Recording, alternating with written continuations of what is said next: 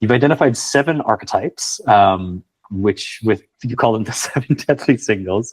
The first is the banker without balance, beauty with no depth, the small pond celebrity, the over-niched specialist, the flirt without foundation, awkward philosopher, and the unrooted adventurer.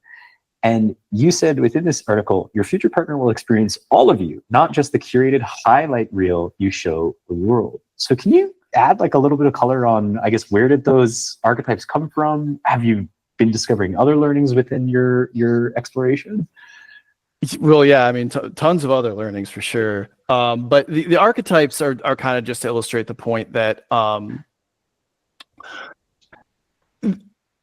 if you're specializing your career, right, it might be smart if you're a UX designer to be the best person at designing blockchain applications, right?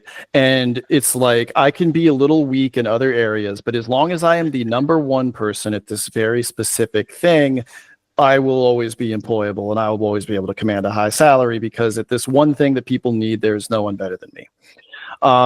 When you're in a relationship with someone, sure, they want you to be financially secure. They want you to be interesting. They want you to be intelligent.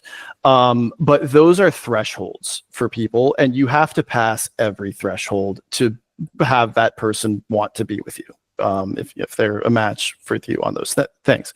So if you're a banker and you're a workaholic, you're working all the time, and you make more than $1 million a year, that's great, right? It's great. And a lot of times those people, if they're having trouble dating, what they'll do is that it'll be a woman actually would prefer, it's great that you make a lot of money. She would be okay if you made a little less money and you had more time to spend with her, right? But what people will think is that, oh, well, I'm having trouble dating. I make all this money. I need to make more money. That's what it is, right? So I'm going to double down on the thing where I already passed the threshold. And so being, it's a lot of times in categories like this, it's easier to go from 20% to 80%, where maybe the threshold is for your potential partner, than it is to go from 95% to 100%.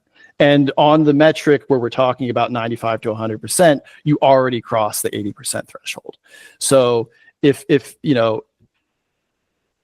the answer might be something, it's probably an area of your life that you're ignoring. You don't need to double down on the thing you're already good at, because being marginally better at the thing you're already good at isn't going to make up for all of these other deficiencies that are very easy to fix, right?